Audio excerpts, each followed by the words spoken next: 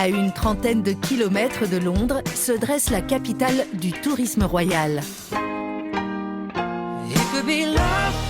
La petite ville de Windsor et son célèbre château du XIe siècle, longtemps résidence secondaire de la reine Elisabeth II.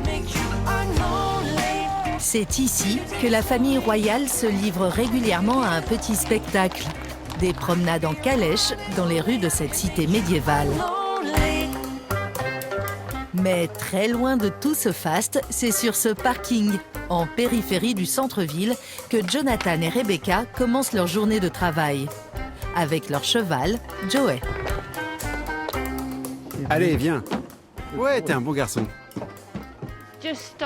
Joey a commencé à travailler pour nous il y a quelques mois. C'est le cheval de Jonathan. Il a 9 ans. Il se débrouille très bien, il est super et tout le monde l'adore.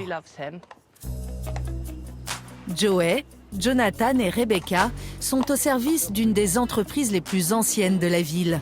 Elles transportent la noblesse depuis le 19e siècle. Allez, Joey, on y va, mon garçon. Allez. Mais aujourd'hui, les touristes ont remplacé l'aristocratie.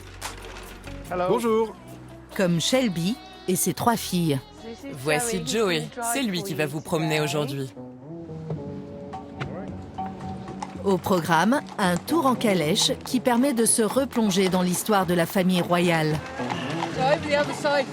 Là-bas, près de la rivière, c'est Eton. C'est là que William et Harry sont allés au collège, tous les deux. Là, c'est la statue de la reine Victoria.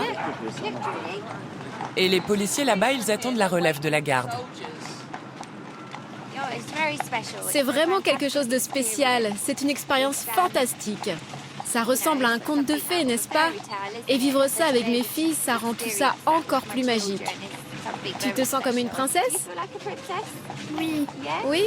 Si Shelby et ses filles se sentent comme des princesses, c'est parce qu'elles empruntent le même itinéraire que de vraies altesses, comme Harry et Meghan lors de leur mariage.